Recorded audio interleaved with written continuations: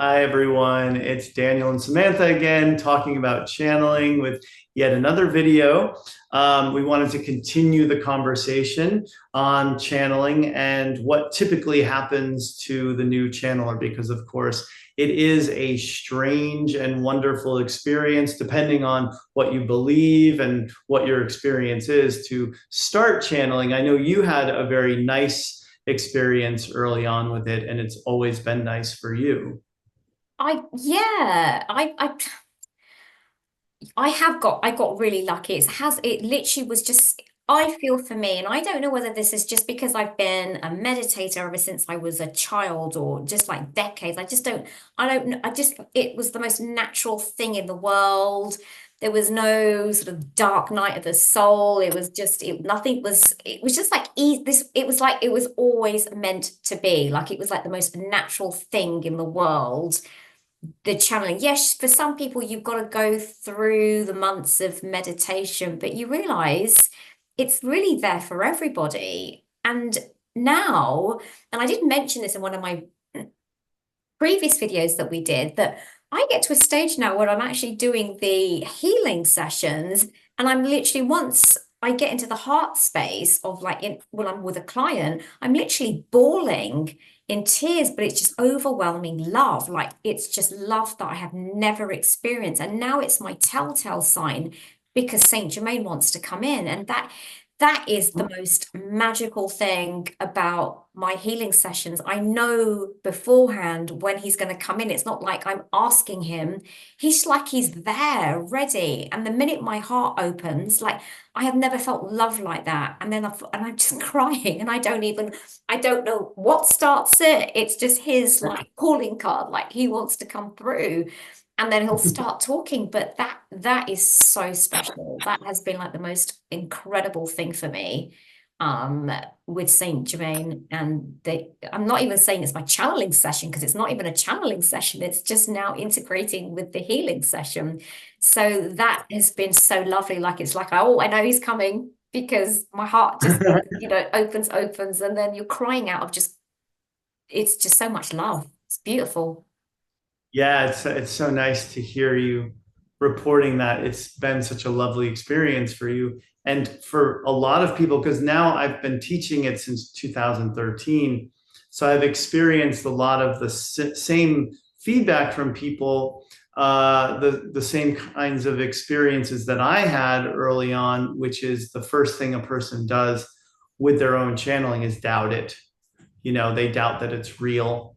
Um, a lot of people will start out channeling light language first, and then but they don't even think of that as channeling. They're like, okay, I'm speaking light language, but of course it's channeling, because all channeling is you getting energy, running it through you, and then presenting it in some way. Usually, I mean, for some people it remains like a completely internal experience, but usually in channeling there's a transmitting of it in some way out into the world. So a lot of people, I mean, lots of people these days are speaking light language first, and then they will eventually be speaking in English or Spanish or Japanese or whatever their native tongue is. They're going to channel in. So that's a very common thing to happen at first as well. A lot of people, their criticism of their own channeling will be, well, it sounds a lot like Abraham, or it sounds a lot like Paul Selig, or whoever they've been following for a long time, which it will, just because that's the language you've been exposed to and you associate with. So, of course, you're probably not going to suddenly come up with a whole new lexicon, a vernacular that's very unique to you, especially early on, because early on you're taking the ingredients you're being given, which are the energy downloads that come in through the brain, and you're making of that what you can. So analogy that just came to me is like, if you're new to cooking and you go in the kitchen and you say, well, it's easy to combine flour, sugar, eggs, and make something.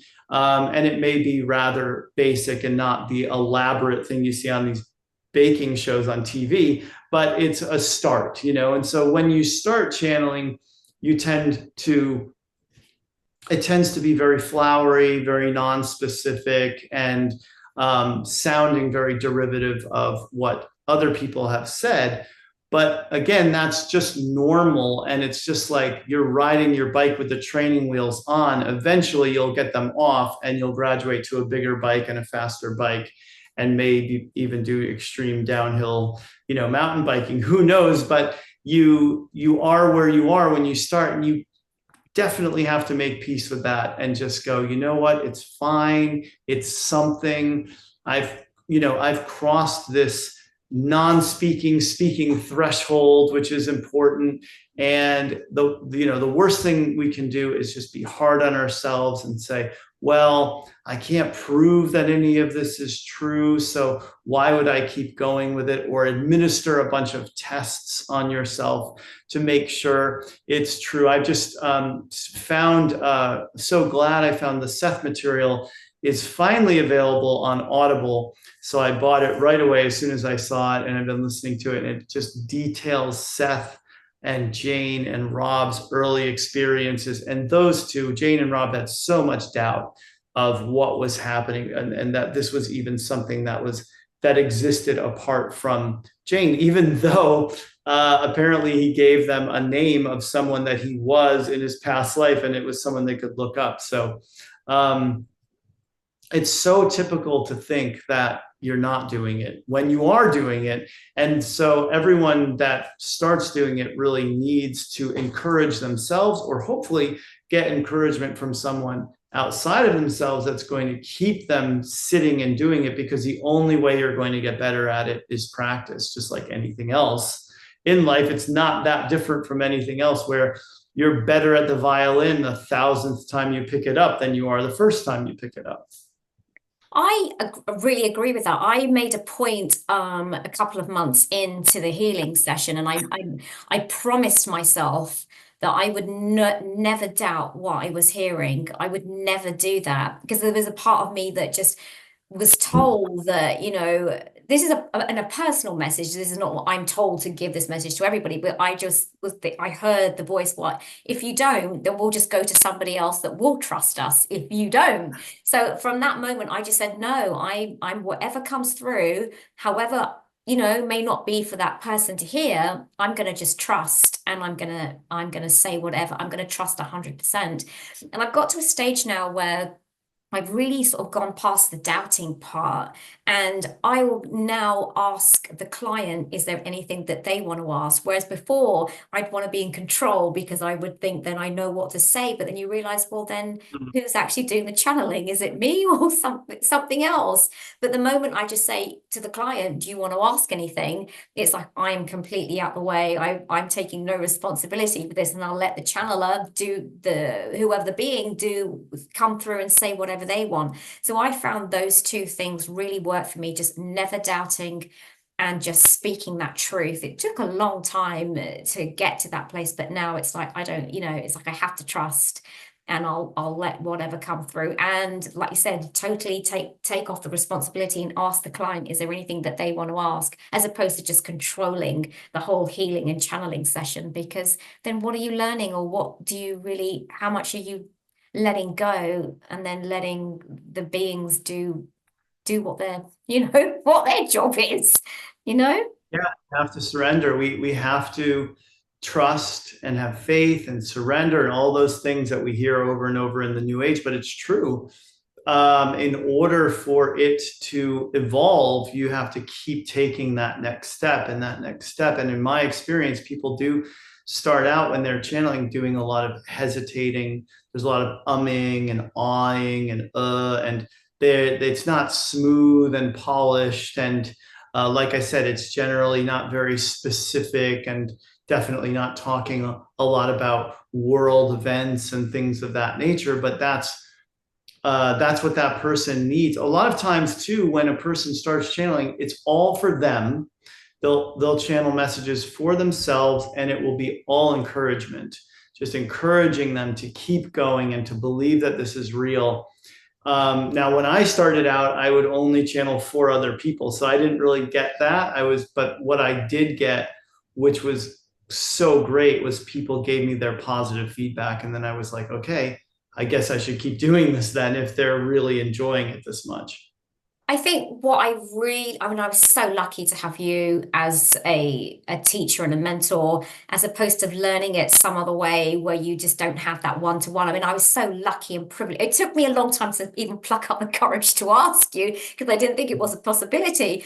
But me just having the courage to ask you, Daniel, do you think we can like do a channeling session in one of our learning sessions just to see that I'm on the right track? And you were so kind and gracious to let me do that whenever I wanted to, which was such a great help because then we'll be channeling like Saint Germain or whatever, and he would be saying, "No, you're on the right track. We're here to encourage you. We're excited that you've taken up this role," and that really helped me. That was just it's like having another teacher there. It was just great. Somebody spurring you on from the realms up there. So that for me, I feel very blessed. I feel very spoiled getting to do the one-on-one with you because I just think it's taken it to a whole new level. I think I can ask you anything, and I think having you and having all the collectives there, like as your mentors, as your teacher, having this one-on-one like tuition, I think that really cemented and really helped me. Everyone's individual, but I just think as an individual, it gave me the confidence and the trust to know, oh no, you can do this because you've had the confirmation, so I love that.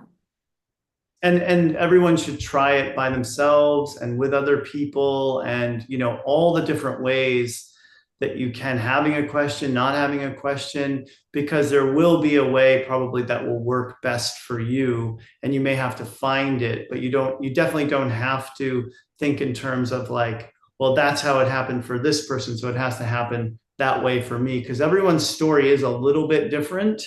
But there are those similarities that I just wanted to point out in case anyone is new to channeling and they're wondering, like, is it just me?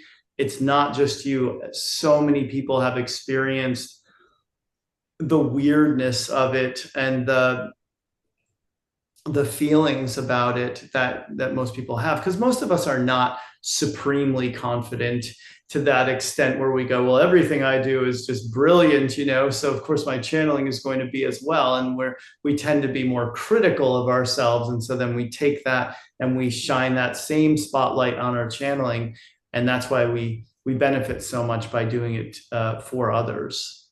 Yeah, I agree. I'm gonna end on this note, but all I'm saying, the more I trusted myself, the more I felt empowered, and then the more encouragement and help I got from the beings and collectives. And it's really, you've just at some point you've just got to let go, trust. And really that's the magic. The magic starts then, and it has for me. So Daniel, I love working with you. I really thank you for doing this, and appreciate you. Thank you, Daniel. Cheers. Welcome. Namaste.